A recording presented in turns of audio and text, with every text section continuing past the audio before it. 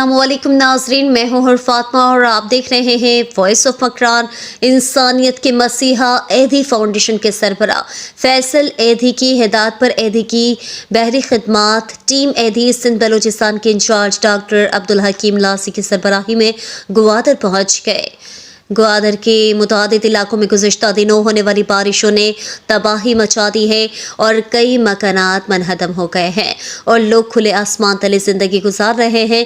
हुकूमत ने ग्वादर को आफतज़दा करार देकर इमदादी सरगर्मियाँ शुरू कर दी हैं।